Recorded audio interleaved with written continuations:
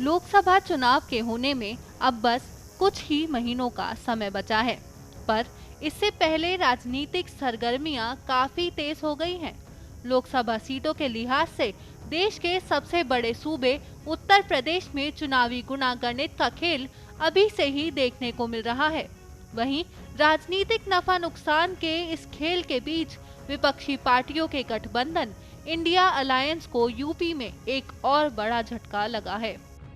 उत्तर प्रदेश की प्रमुख विपक्षी पार्टी समाजवादी पार्टी और कांग्रेस के साथ सीट शेयरिंग की बातचीत टूट गई है।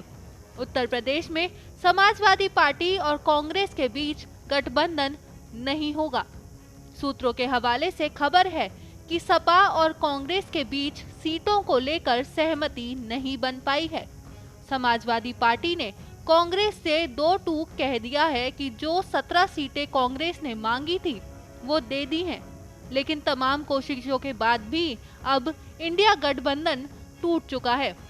कांग्रेस और समाजवादी पार्टी के बीच सीटों पर बात नहीं बन पाई है, जिसके बाद अब सपा गठबंधन से अलग होकर चुनाव लड़ेगी। सूत्रों की माने तो अब दोनों ही पार्टी राज्य की सभी सीटों पर चुनाव लड़ेगी। बीते लंबे वक्त से सपा और कांग्रेस के बीच सीटों को लेकर बातचीत चल रही थी, लेकिन अंतिम में दोनों ही पार्टियों के बीच बात नहीं बन पाई है। सूत्रों की माने तो सपा की ओर से कांग्रेस को कुल 17 सीटों का ऑफर दिया गया था, लेकिन कांग्रेस 20 से कम सीटों पर किसी भी हाल में बात करने के लिए तैयार नहीं थी। इसके लिए कांग्रेस के ओर से सपा को एक लिस्ट भी दी गई थी। सूत्रों के अनुसार सपा की ओर से दिए गए ऑफर में अमेठी, रायबरेली, वाराणसी, अमरोहा, बागपत, सहारनपुर, गौतम बुद्ध नगर, गाजियाबाद, बुलंदशहर, फतेहपुर सीकरी, हाथरस, झांसी, बाराबंकी, कानपुर, सीतापुर, कैसरगंज और महाराजगंज सीट शामिल थी। कई दौर में बातचीत हो चुकी है, कई सूचियां उधर से आई, सूची इधर से भी गई।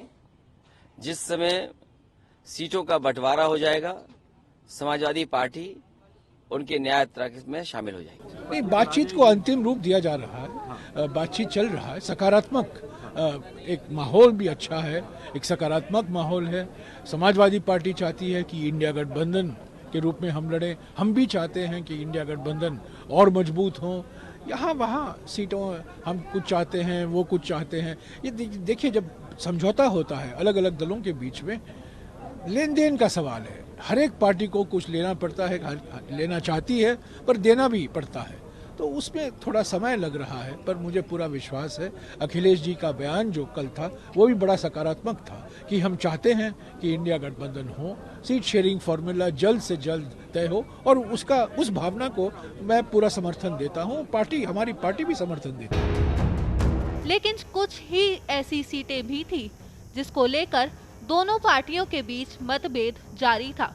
दरअसल बीते दिन जब सपा ने अपने उम्मीदवारों की पहली लिस्ट जारी की थी, उसी वक्त पार्टी की ओर कुछ ऐसी सीटों पर उम्मीदवारों का ऐलान कर दिया गया था जिस पर कांग्रेस को आपत्ति थी।